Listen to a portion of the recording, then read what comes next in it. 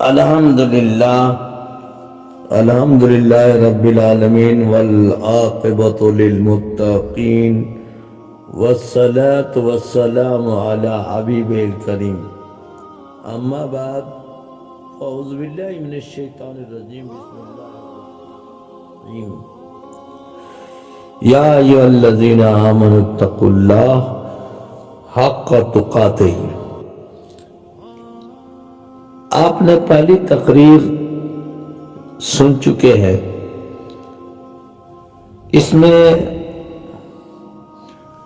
میرا کبھی ہرگز علماء حقانی و ربانی کا دل آزاری نہیں ہے، اور نہ ہی علماء اہل سنت جو صحیح عقیدہ رکھتے ہیں ان کے خلاف کوئی بات ہے، اور اہانت علماء میں کفر سمجھتا ہوں اور جانتا ہوں، لہذا یہ اس میں کوئی اہانت والی بات نہیں ہے۔ حقیقت یہ ہے کہ ہمارے علماء تصوف کی طرف نہیں جاتے، جب عالم بن جاتے ہیں، مفتی بن جاتے ہیں تو پروفیسر بننے کی کوشش کرتے ہیں، یہ اس میدان میں نہیں آتے۔ لہذا جو میں نے کہا ہے کہ العلماء ورثۃ الانبیاء، اسی طرح سے جگہ جگہ، تین جگہ، بلکہ وہاں بھی علماء اللہ سے ڈرتے ہیں، علماء ہی اللہ سے ڈرتے ہیں، وہاں پر بھی الف لام داخل ہے، دیکھ لیں، اور فَاسْأَلُوا أَهْلَ الذِّكْرِ، یہاں پر بھی الف لام داخل ہے، اور العلماء ورثۃ الانبیاء، یہاں پر بھی الف لام داخل ہے، اور الف لام جہاں داخل ہوتا ہے تو وہ معرفہ بن جاتا ہے، نکرہ نہیں رہتا۔ اب الف لام داخل ہونے سے کتنے کثیر علماء پہ کبھی دلالت نہیں کرے گا، بہت ہی قلیل علماء پہ دلالت کرے گا، یعنی قلیل علماء ہیں، عالم ہیں جو اللہ سے ڈرتے ہیں، بہت کم عالم ہیں جو بہت کم ذکر کرنے والے ہیں جو اہل ذکر ہیں، اور بہت ہی کم علماء ہیں جو انبیاء کے وارث ہیں۔ ایک بات تو پہلی یہ ہو گئی۔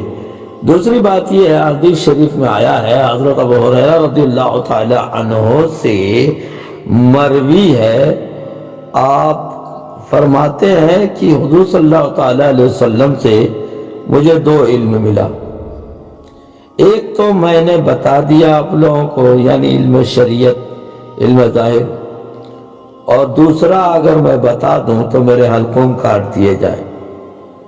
دو علم ملا، العلماء ورثۃ الانبیاء، علماء انبیاء کے وارث ہیں، تو وارث اسے کہا جاتا ہے کہ مورث کے ہر چیز سے حصہ ملے۔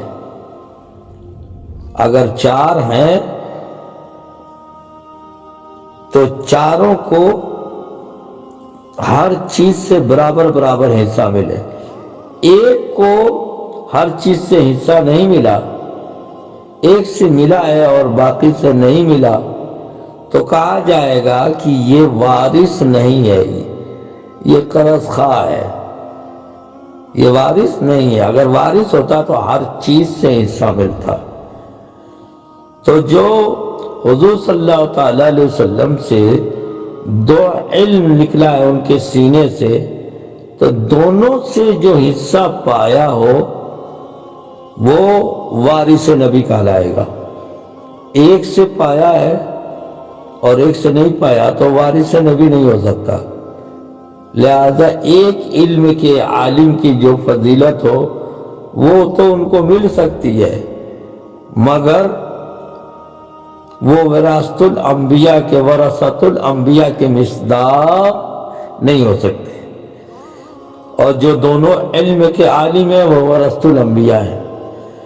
تو میرا اپنے علماء سے اختلاف ہے اس معاملے میں کہ وہ علم تصوف سے کافی دور ہے، اور بلکہ اس کے طرف جاتے ہی نہیں۔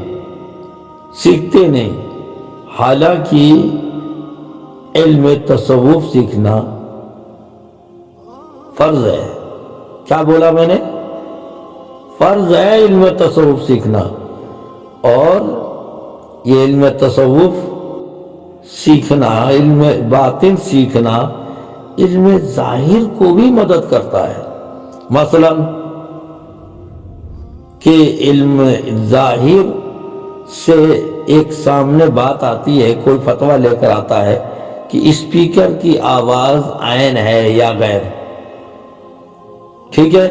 ایک مفتی صاحب نے کہا کہ اسپیکر کی آواز غیر ہے، لہذا اس پہ نماز نہیں ہوگی، اس پہ نماز نہیں ہوگی، اسپیکر پہ نماز ہم نہیں پڑھ سکتے۔ دوسرے مفتی صاحب نے فتویٰ دیا کہ اسپیکر کی آواز عین ہے، اس پہ نماز پڑھ سکتے ہیں۔ علاقے کی دو مسجدیں تھی، دونوں کے امام نے الگ الگ موقف اختیار کیا، ایک اسپیکر پہ پڑھتا ہے، دوسرا اسپیکر پہ نہیں پڑھتا، لیکن عیدگاہ کی نماز ایک جگہ ہوتی۔ اب عیدگاہ کے نماز کے لیے، عید کی نماز کے لیے دونوں جمع ہو گئے۔ ایک صاحب کہہ رہے ہیں بھائی اسپیکر پہ نماز ہوگی تو ہم پڑھیں گے، اور ایک کہہ رہے ہیں نہیں اسپیکر پہ نہیں ہوگی تو ہم نماز پڑھیں گے۔ تو ہمارے امام کو رکھو، کوئی کہہ رہا ہمارے امام کو رکھو۔ یہ لڑائی، یہ پھڈا، یہ جھگڑا کیسے مٹے گا؟ تو مجھے خیال آیا کہ چلتے ہیں قرآن میں تلاش کرتے ہیں۔ قرآن نے کہا فَاسْأَلُوا أَهْلَ الذِّكْرِ إِن كُنتُمْ لَا تَعْلَمُونَ، کہ جس مسئلے کا اگر حل نہیں ملتا، سوال کا جواب نہیں ملتا، تو اہل ذکر کے پاس چلو، ان سے پوچھ لیتے ہیں، اہل ذکر بتائیں گے۔ کون بتائے گا؟ اہل ذکر۔ کس سوال کا جواب؟ جو آپ کو پتہ نہیں ہے، ٹھیک ہے؟ اتنی بات تو سمجھ گئے نا؟ اب اسپیکر کی آواز عین ہے یا غیر ہے، ہم چلے گئے اپنے مرشد صوفی بشیر احمد زبیری نقشبندی رحمت اللہ تعالی علیہ کے پاس، ان سے رابطہ کیا، حضور اسپیکر کی آواز عین ہے یا غیر؟ آپ اہل ذکر میں سے ہیں، آپ بتا دیں۔ تو آپ ملتان میں تھے اور میں کراچی میں تھا، فون پر گفتگو ہو رہی تھی۔ انہوں نے کہا دیکھو فون میں اسپیکر ہے کہ نہیں؟ میں نے کہا ہے۔ آپ ہم سے گفتگو کر رہے ہو تو آپ کو فیض محسوس ہو رہا ہے کہ نہیں؟ میں نے کہا حضور فیض سے میرا سینہ پھٹا جا رہا ہے۔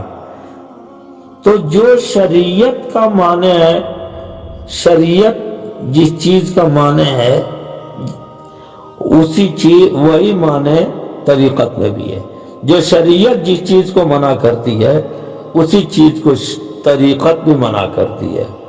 تو اس کا مطلب یہ ہوا کہ فیض جب آ رہا ہے تو اس کا مطلب یہ ہوا کہ اسپیکر کی آواز غیر نہیں ہے، عین ہے، لہذا اسپیکر پہ آپ نماز پڑھیں گے تو نماز ہو جائے گی۔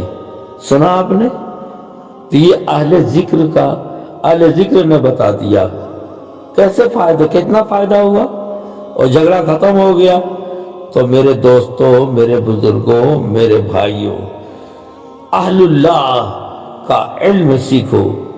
یہ علم حقیقی ہے، یہی علم نافع ہے، یہی علم سارے اولیاء اللہ کے پاس ہے۔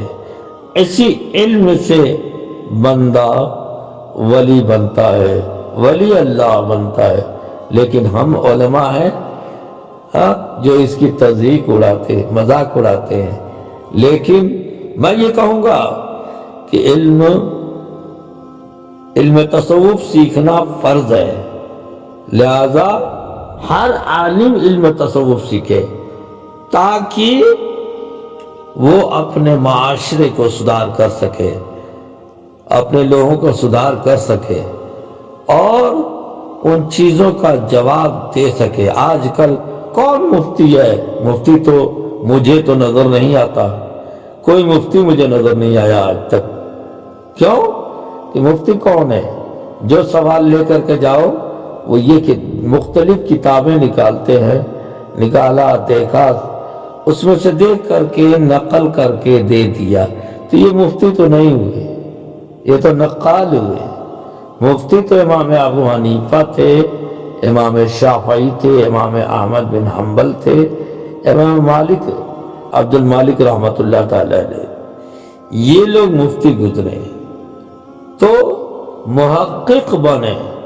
میں اس سوال کے اسپیکر عین ہے، اسپیکر کی آواز عین ہے یا غیر، اس کا میں محقق ہوں، اور محقق کوئی بھی ہو سکتا ہے، یہ میری تحقیق ہے۔ جس طرح سے میں نے عالم کی تعریف کی تحقیق کی ہے، اسی طرح سے اس کی بھی تحقیق کی ہے۔ تو میرے دوستو، میرے بزرگوں، آپ سب سے بڑی بات ہے مرشد کو تلاش کرو۔